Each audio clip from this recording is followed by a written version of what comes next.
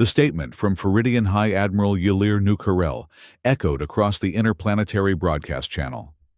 Pathetic humans have no natural weapons. All their victories depend on high-tech weaponry.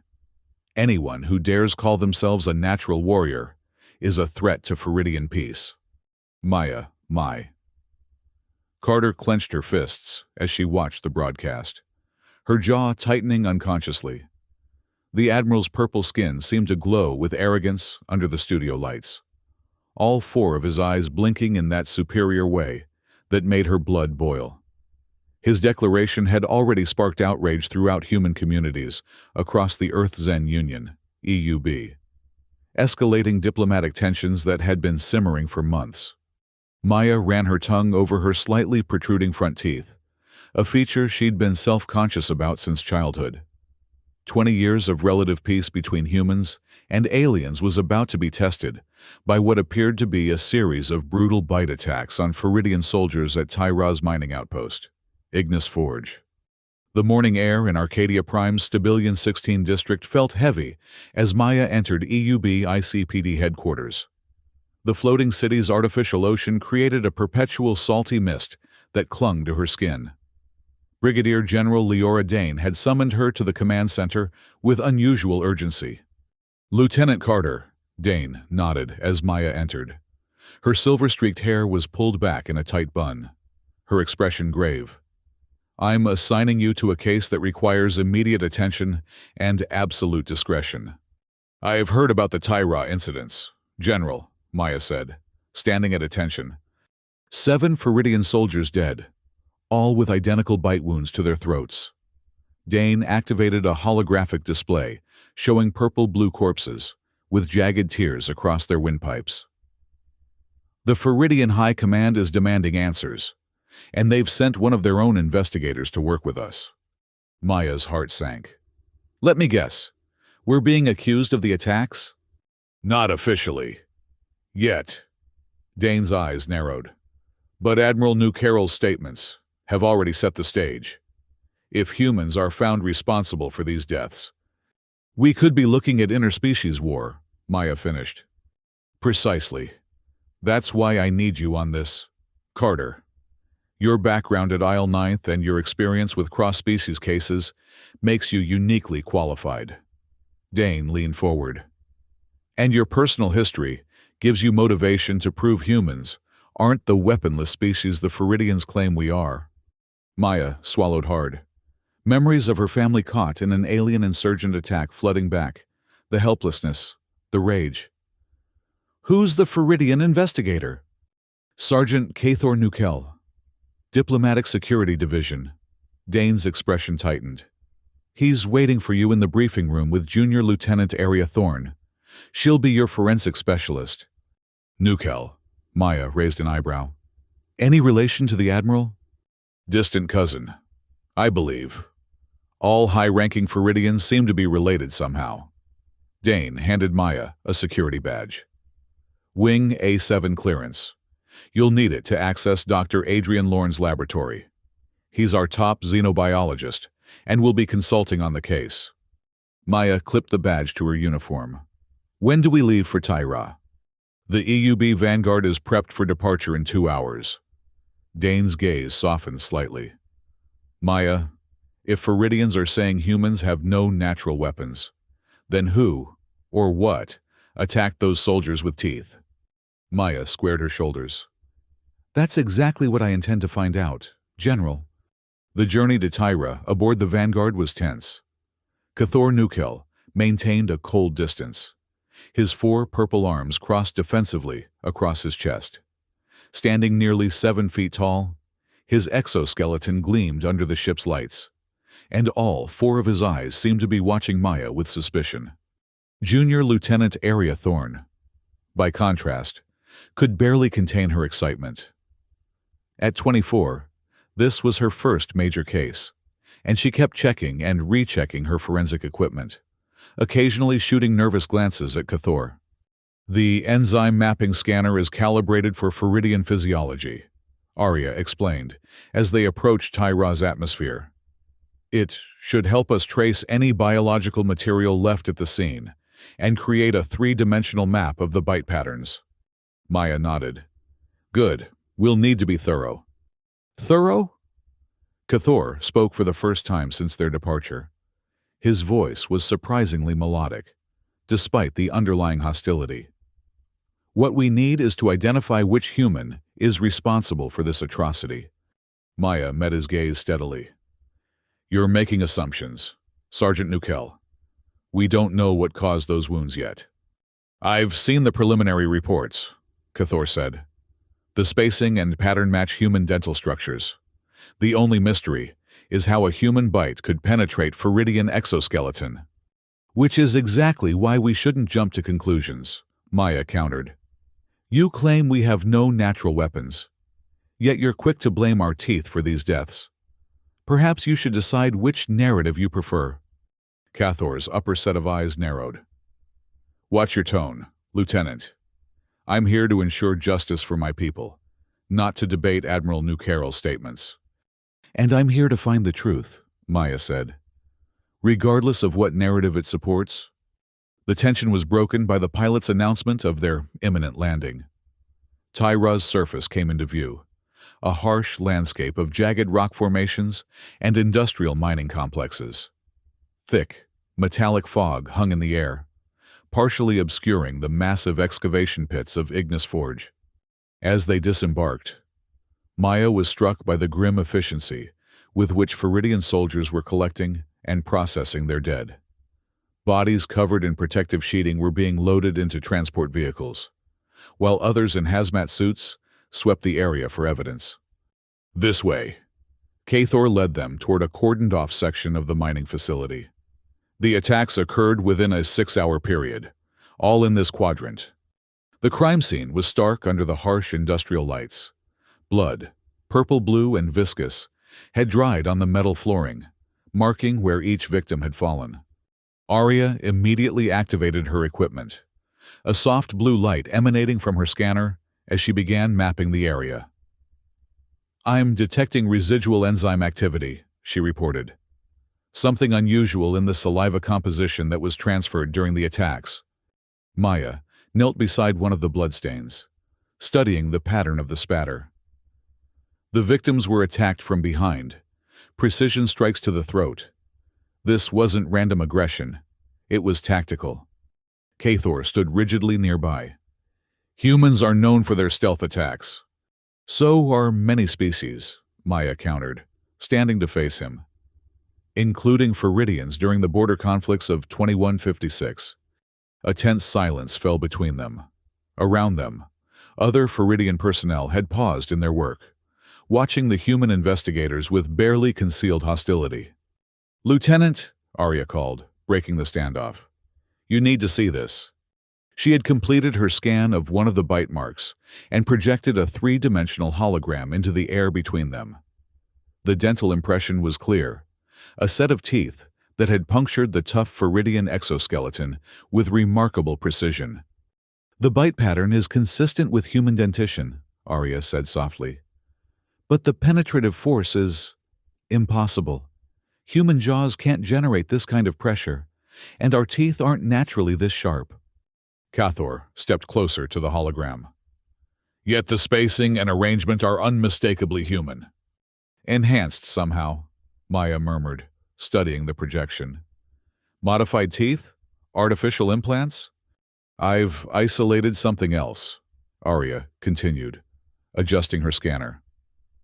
There's an enzyme present that doesn't match Feridian biology. It appears to have properties that temporarily weaken the exoskeleton at the point of contact, allowing for deeper penetration. Maya felt a chill run down her spine. Can you identify it? Arya shook her head. It's like nothing in our database. But, she hesitated, glancing at Cathor. There are markers that suggest human genetic manipulation. The atmosphere grew heavier with each revelation. Maya could feel the weight of Feridian eyes upon her, the silent accusation hanging in the air. We need to take these samples back to Arcadia Prime, she decided. Dr. Lorne needs to analyze this enzyme, and we need to find out if anyone is conducting experiments on human dental capabilities. Cathor's expression darkened. If humans are developing biological weapons designed to target Feridians. That's a big if, Maya interrupted. And not one we should broadcast until we have facts. As they gathered their evidence and prepared to return to the vanguard, Maya found herself dwelling on her childhood. The taunts she'd endured for her slightly protruding teeth. The self-consciousness that had followed her into adulthood. Now, teeth like hers were at the center of a mystery that could spark interplanetary war. If Feridians say we have no natural weapons, she muttered to herself, then I'm going to find out who's trying to prove them wrong. Back in Arcadia Prime, Wing A7 of the EUB headquarters hummed with activity. Dr. Adrian Lorne's laboratory was a marvel of modern science. Gleaming equipment, holographic displays, and containment units filled with various biological specimens. The doctor himself was bent over a microscope when they arrived, so absorbed in his work that he didn't notice their entrance until Maya cleared her throat. Oh, Lorne straightened, blinking rapidly. At 35, he had the distracted air of someone whose mind was perpetually racing ahead of his surroundings. Lieutenant Carter, I presume, and Junior Lieutenant Thorne? His gaze landed on Cathor. And Sergeant Nukel, welcome to my lab. Arya immediately began transferring her data to Lorne's systems, explaining their findings while Maya briefed him on the situation at Tyra. Fascinating, Lorne murmured, examining the enzyme samples. This is remarkable work. The enzyme has a nanocarbon structure that's quite distinctive. He frowned, manipulating the holographic model. Actually, this looks familiar. He turned to his database, fingers flying across the interface. I thought so. This enzyme structure matches genetic markers from the Exteris. The what? Maya asked. Exteris, Lorne repeated. An ancient human tribe that went extinct about 500 years ago. They were highly adaptable. Their teeth and bones evolved to be exceptionally strong as a defense mechanism against the Hades beasts they hunted. I've never heard of them, Arya said. Few have. They were wiped out during the resource wars before space colonization. Their genetic material is incredibly rare now, coveted by certain organizations for its adaptive properties. Cathor stepped closer to the display. Are you suggesting these attacks were carried out by extinct humans? No. Lorne shook his head. But someone might be using Exteris genetic material to enhance modern humans. Creating, well, I hesitate to use the term super soldiers, but that's essentially what this implies. Maya felt a twist in her gut. Is that even possible? With current CRISPR technology? Absolutely. Lorne's expression grew troubled. There have been rumors of a fringe group called Dawn of Exteris. They believe modern humans have abandoned their natural fighting instincts, becoming too dependent on technology. Their goal is to revive the Exteris genetic line to restore humanity's natural warrior status. Creating what Titan teeth? Maya asked incredulously. Essentially, yes, Lorne nodded. If they've succeeded in splicing Exteris genes into human subjects, they could create individuals with teeth capable of penetrating Feridian exoskeletons. Cathor's posture stiffened. If this information becomes public, the Feridian High Command will demand immediate action against all human settlements. They'll see it as preparation for genocide. Which is why we need to find these people before that happens, Maya said firmly. Dr. Lorne, can you identify any other genetic markers that might help us track them? I'll need time to analyze the full enzyme profile, Lorne said. But I can start cross-referencing known Exteris genetic sequences with recent research publications or supply requisitions that might indicate this kind of work. While Lorne began his analysis, Arya turned to her own specialized equipment. I'll check customs records for any unusual shipments that might be related to genetic modification or Exteris artifacts. Hours passed as they worked, the tension in the laboratory growing with each new discovery. Cathor remained mostly silent, observing their efforts with guarded interest. "I've got something," Arya finally announced. "A series of encrypted transactions through Tachyon Outpost. They're coded, but there are references to Exteris crystals in the shipping manifests." "Tachyon Outpost?" Maya frowned. "That's a helium-3 mining station at the edge of regulated space. Perfect place to hide illegal research." "It's our best lead," Lorne agreed. "If Dawn of Exteris is operating there, they might have records that could lead us to their main facility." Maya nodded decisively. "We need to organize a raid on Tachyon Outpost." She turned to Cathor. "Are you in, Sergeant? Or would you prefer to report back to your superiors first?" Cathor studied her for a long moment, all four eyes unblinking. "If humans are creating biological weapons designed to kill Feridians, I want to see the evidence firsthand." He straightened to his full height. "I'm in, Lieutenant Carter." "Good," Maya said. "Arya, Dr. Lorne, you'll come too. We'll need your expertise on site." As they prepared for the mission, gathering specialized equipment, bioshield armor resistant to Exteris enzymes, ion guns, Titan grip gloves, and atmospheric filtration masks, Maya found herself reflecting on the irony of the situation. Her teeth, once a source of embarrassment, were now central to an investigation that could determine the fate of human-Feridian relations. "If Feridians think humans have no natural weapons," she thought grimly, "they're about to learn otherwise." The journey to Tachyon Outpost required a hyperspace jump, compressing days of travel into hours of disorienting spatial distortion. The Vanguard shuddered as it tore through the fabric of space-time, bathed in eerie blue light that streamed through the viewport like liquid electricity. Maya gripped her seat as the ship experienced momentary gravitational fluctuations, a minor engine malfunction that sent Arya tumbling toward the control panel until Maya caught her arm, steadying her. "First hyperspace jump?" Maya asked with a sympathetic smile. Arya nodded, her face pale. "I've trained in simulators, but this is different." "You never get used to it," Maya assured her. "Just remember to breathe." Cathor, seemingly unaffected by the turbulence, watched their interaction with curious eyes. "Your concern for each other is admirable," he said finally. "Feridians are taught to endure discomfort without assistance. Humans are taught that there's strength in supporting each other," Maya replied. "Different approaches, same goal, survival." The Vanguard emerged from hyperspace with a final shudder, the starfield resolving into normal space as the engines transitioned to standard propulsion. Before them loomed Tachyon Outpost, a sprawling industrial complex attached to a small, rocky planetoid.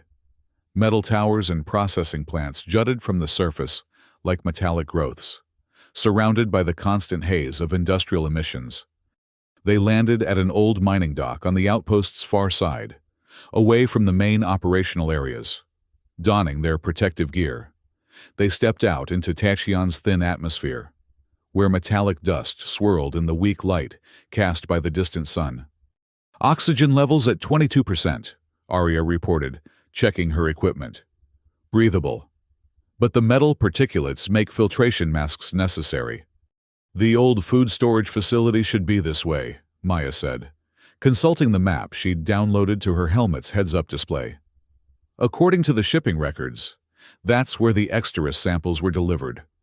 They moved cautiously through the outpost's shadowy corridors, past dormant smelting furnaces and processing equipment long abandoned. The whole facility had an air of decay, a once thriving operation now reduced to a skeleton crew, maintaining essential functions, while more profitable mines were developed elsewhere. When they reached the storage facility, Arya made quick work of the security lock, bypassing the outdated system with practiced ease. The heavy metal door slid open with a groan, revealing a cavernous space dimly lit by emergency lighting. "Stay alert," Maya whispered, drawing her weapon. "We don't know what we're walking into." They advanced into the facility, which had clearly been repurposed. What had once been food storage units now housed sophisticated laboratory equipment. Freezer containers held rows of test tubes, each containing what appeared to be frozen tissue samples. A temporary CRISPR station had been set up in the center of the room, surrounded by holographic displays showing genetic sequences. "This is definitely Exteris genetic material," Lorne confirmed, examining one of the samples. "They've isolated the specific genes responsible for dental development and reinforcement." A sudden crash from the far end of the facility startled them. Maya and Cathor immediately moved into defensive positions, weapons raised. From the shadows emerged a figure that stopped them all cold. A human, but distorted. Its jaw was enlarged, teeth protruding visibly from its mouth like gleaming daggers. Its fingernails had hardened into claw-like appendages, and its movements were unnaturally quick, almost predatory. "Titan human," Cathor breathed, raising his ion weapon. Before anyone could react, the creature launched itself forward with startling speed. Maya dodged sideways, attempting to strike with her plasma knife, aiming for the creature's teeth. Cathor fired his weapon. The energy burst, slowing the creature momentarily, but it recovered quickly. Two more creatures emerged from different corners of the facility, their movements coordinated like practiced hunters. "Aim for their heads!" Lorne shouted, firing his enzyme stimulator gun. The pulse hit one creature squarely in the chest, causing it to convulse temporarily. The battle was chaotic and terrifying. The enhanced humans moved with inhuman speed, their teeth snapping with enough force to shear through metal. Maya found herself face to face with one, its eyes wild with a primal rage that seemed to have overtaken any remnant of humanity. With a desperate move, she managed to incapacitate it, the creature falling to the ground with a disturbing, inhuman cry. Cathor had subdued another, while the third lay twitching from Lorne's enzyme disruptor. "What have they done to these people?" Arya whispered, horror evident in her voice as she recorded the scene. "Turned them into weapons," Maya said grimly. "But why?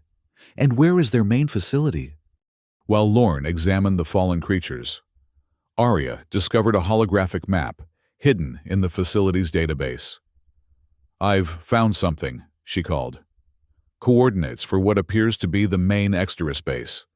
It's on Titan 4, in some kind of ancient engine maze beneath the surface. Something called Sub-Level Omega." Maya felt a chill run through her. This isn't a small operation.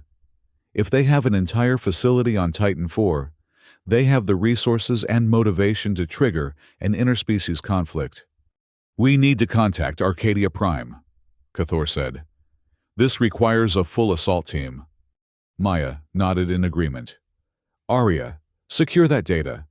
Dr. Lorne, get samples from these subjects. We need to know exactly what we're dealing with."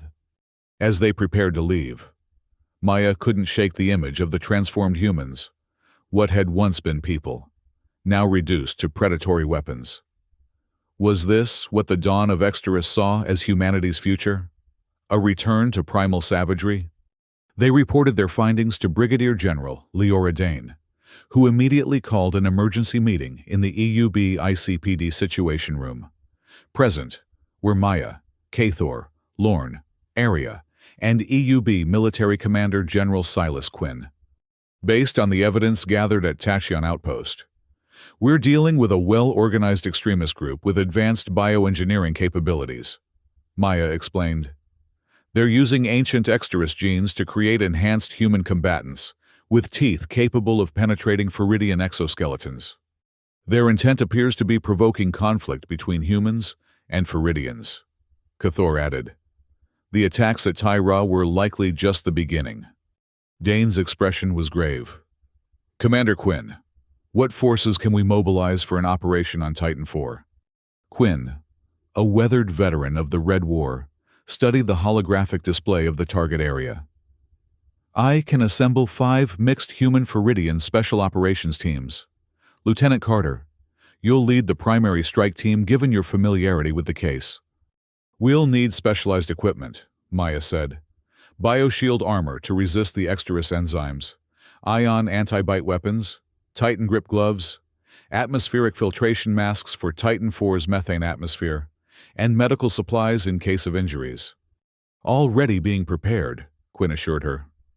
We've developed countermeasures based on Dr. Lorne's analysis of the enzyme samples.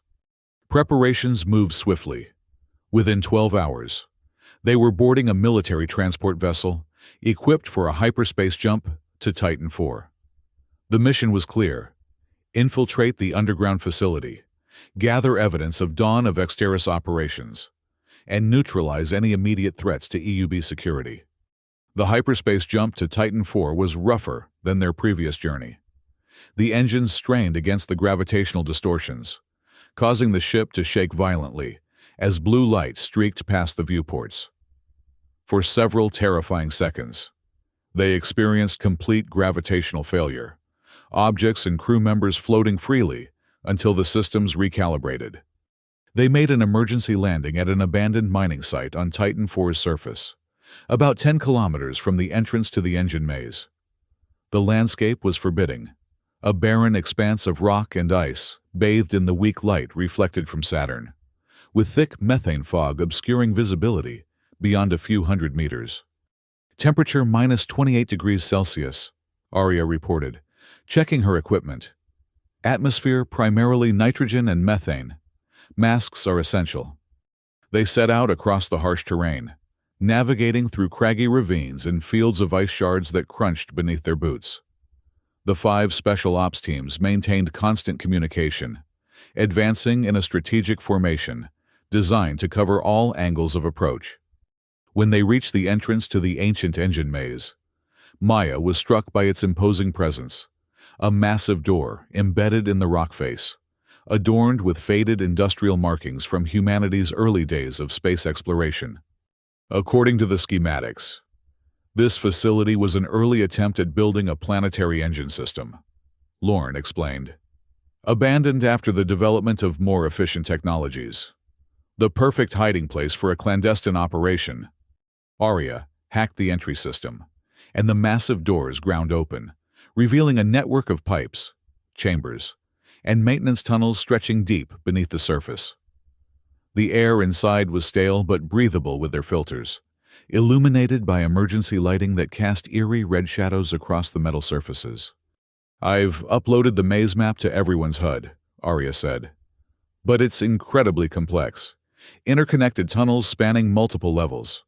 Easy to get lost. Maya took point, with Cathor covering their flanks. Adrian and Arya followed, planting enzyme detection chips at regular intervals to track concentrations of Exteris genetic material. Their progress was slow and tense. The ancient facility creaked and groaned around them, pipes occasionally venting steam or unknown gases that set their detection equipment pinging with alerts. "We're approaching Node Alpha," Arya whispered, as they reached a junction where several large pipes converged. According to the map, this is the first security checkpoint. As they activated the node, the system came to life. Warning signals blared, and hidden laser arrays emerged from the walls, sweeping deadly beams across their path. Cathor reacted with impressive speed, his 4 arms working in perfect coordination to fire ion bursts at the control panels, temporarily disrupting the security system. Lorne managed to dislodge a section of ceiling plating to block one of the laser emitters, creating a path forward. Arya hacked into the data stream, cutting off the alarm relay to prevent it from alerting other sections of the facility. They made it through, but not unscathed.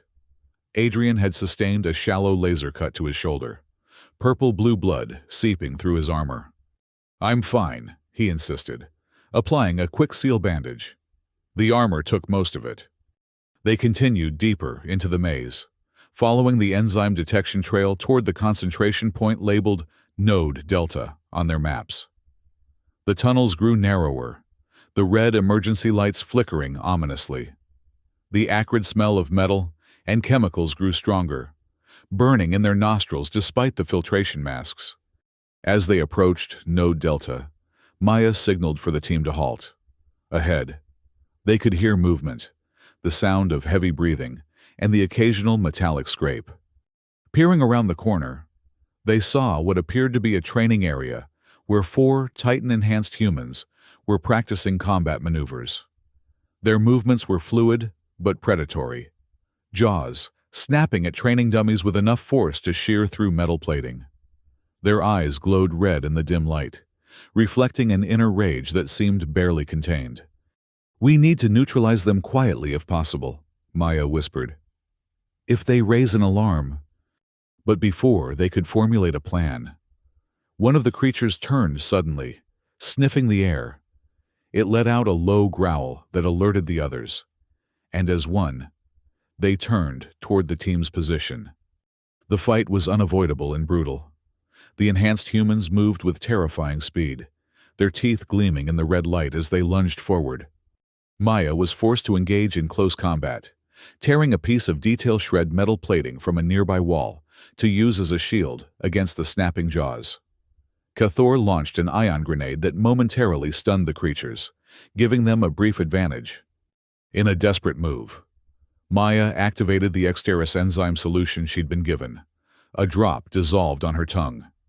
Her teeth began to glow with a faint blue luminescence, a genetic response to the enzyme. When one of the creatures lunged at her, she bit down hard on its jaw, her enhanced teeth penetrating the hardened flesh. The creature howled in pain as the Exteris enzyme flooded its system, causing it to convulse violently before crashing into a wall.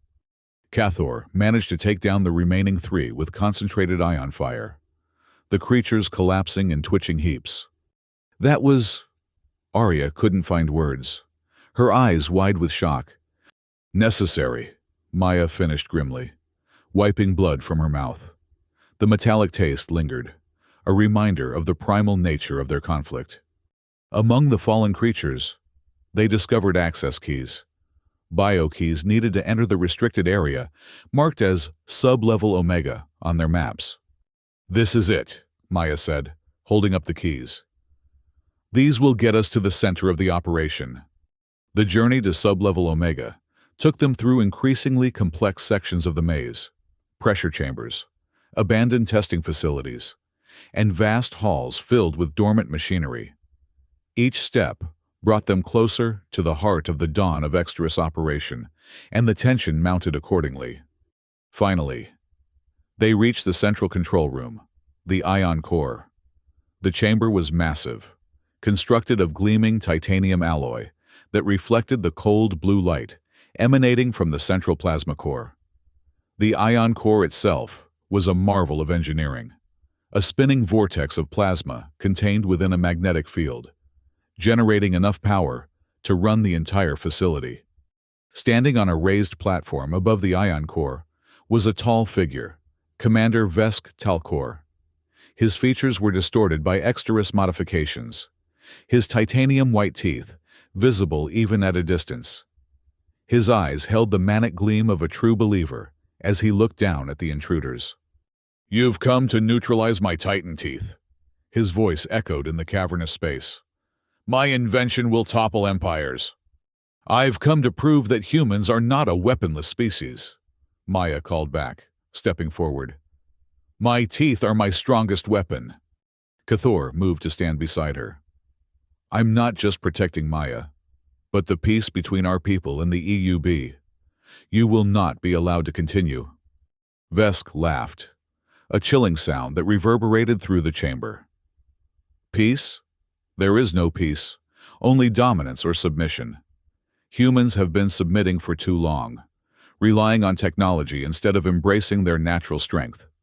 He gestured, and 3 more enhanced subjects emerged from the shadows, more heavily modified than those they'd encountered earlier, with grotesque jaw structures that seemed designed solely for destruction. "Behold the future of humanity," Vesk proclaimed. "No longer dependent on fragile technology, no longer at the mercy of species like the Feridians. With Exteris genes, we reclaim our birthright as apex predators of the galaxy." The enhanced subjects attacked with coordinated precision. Maya dodged, using her plasma knife to attempt to sever the reinforced teeth of one attacker. Cathor fired ion bursts at another's forehead, disrupting the oncogenic recombination factor that controlled its aggression.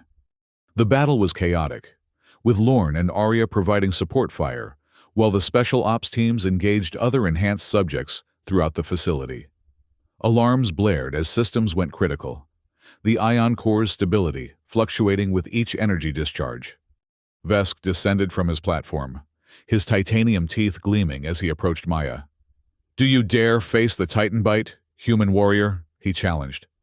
With a swift movement that surprised even Cathor, Maya lunged forward and bit deeply into Vesk's neck, her Exteris-enhanced teeth penetrating his flesh. The enzyme flooded his system, causing him to howl in agony as his body convulsed. Cathor followed up with a concentrated ion blast that caused the ion core to destabilize further. The maze began to collapse around them, pipes rupturing, plasma venting into the chambers, metal supports groaning under the strain. The entire facility was coming apart, the ancient engine systems failing catastrophically. Vesk fell to his knees, purple-blue blood pouring from his mouth, his titanium teeth cracking under the strain of his convulsions. "I was wrong," he gasped. "I thought Exteris power would conquer all species. But I forgot. Humanity is the source of true strength." As the ion core approached critical failure, Maya and her team fought their way back through the collapsing maze. Dragging the captured Vesk with them, they navigated through corridors filled with plasma fire and toxic smoke, narrowly escaping the facility before it imploded in a spectacular explosion that sent tremors across Titan IV's surface. The aftermath of the Titan IV operation sent shockwaves through the Earth-Zen Union. Titan IV shuddered with aftershocks, plasma fires burning deep beneath the surface as toxic clouds billowed upward. Cathor escorted the captured Vesk to the EUB Feridian Joint Police Force, explaining to the officers, "He is being held on charges of attempted genocide and illegal biological experimentation." Back on Arcadia Prime, Maya joined Cathor and Brigadier General Leora Dane for a press conference to address the dawn of Exteris conspiracy. They presented the evidence, video footage of the enhanced humans, samples of the Exteris enzyme, and Vesk's confession. "The individual responsible for the attacks on Feridian soldiers at Tyra has been apprehended," Maya announced to the assembled reporters. Commander Vesk Talcor, a former EUB biological engineer, created enhanced human subjects using ancient Exteris genetic material. His goal was to trigger an interspecies war that would position a new breed of Titan humans as the dominant force in the galaxy. The Feridian community's reaction was mixed. Conservative factions demanded punishment for all humans involved, citing the incident as proof of humanity's inherent violence. However, with Cathor standing firmly beside Maya, the Feridian Council ultimately decided to pursue collaborative research into Exteris genetics for medical applications rather than wholesale condemnation.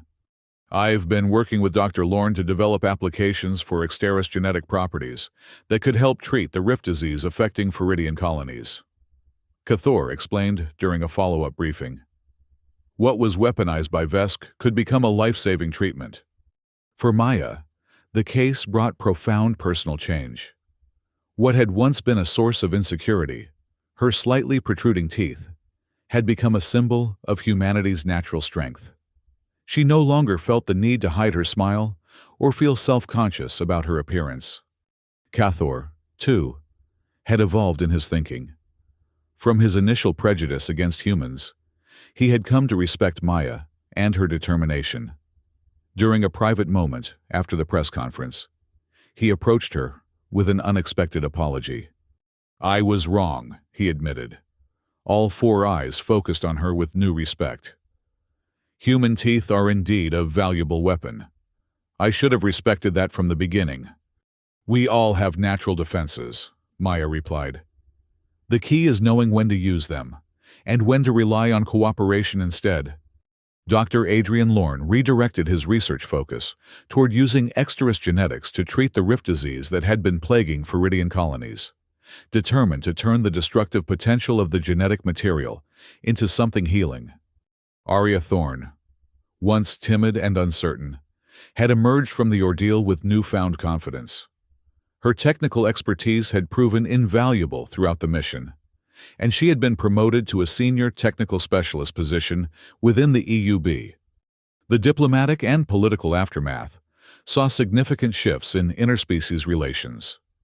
A Floridian Human Biological Cooperation Treaty was signed, placing exterus genetic research under strict joint oversight, with a coordinating committee comprised of both species. The treatment for Rift disease began clinical trials, showing promising early results. Most significantly, the Floridians formally abandoned their policy of classifying humans as a weaponless natural species, acknowledging humans as equals in the galactic community. Maya returned to her apartment in Arcadia Prime after the final debriefing. Standing before her mirror, she smiled at her reflection, her slightly protruding front teeth visible. "Aliens said we had no natural weapons," she murmured to herself. "They forgot about our teeth." Her communication device chimed with an urgent call from Brigadier General Leora. "Maya, we have a new case involving human-monster hybrids on planet Tyrannus." Maya clenched her fist, ready for the next mission. The battle for peace and justice had only just begun, but she faced it now, with newfound confidence in her own natural strength, and in the power of cooperation across species. As she prepared to leave, she glanced once more at her reflection. The universe was full of threats and challenges. But perhaps the greatest weapon wasn't teeth or claws or technology. It was the ability to recognize strength in difference and forge alliances across the divides of biology and culture. Maya stepped out into the artificial sunlight of Arcadia Prime, ready to prove once again that humanity's natural weapons were far more diverse and powerful than anyone had imagined. The year 2187 had begun with tension between species. But through facing the darkness of extremism together, humans and Floridians had found a new path forward, one built not on fear of each other's weapons, but on respect for each other's strengths. Maya Mai Carter had set out to solve a mystery and defend humanity's honor. She had accomplished both, but more importantly, she had helped forge a deeper understanding between two very different peoples. Her slightly protruding teeth, once a source of embarrassment, had become a symbol of something greater, the remarkable adaptability of all sentient beings, and their capacity to turn potential weapons into tools for building a better future. As the sun set over Arcadia Prime's artificial ocean, casting golden light across the floating city, Maya knew that whatever challenges awaited on planet Tyrannus, she would face them, not just with her natural weapons, but with the strength that came from embracing who she truly was. And somewhere in the vastness of space, Admiral Yalir Nukarl was revising his speeches about humans and their capabilities, perhaps finally understanding that true strength lay not in physical attributes alone, but in the wisdom to know when to bite and when to smile. The stars continued their eternal dance overhead, indifferent to the struggles of the beings who lived beneath them. But for those beings, human, Floridian, and all the other species of the Earth's Union, the universe had become a slightly less divided place. And in the grand cosmic scheme, that small step toward understanding was perhaps the greatest victory of all. Maya boarded the transport to Tyrannus, her mission briefing already downloading to her neural interface. Whatever awaited her there, she was ready, teeth and all.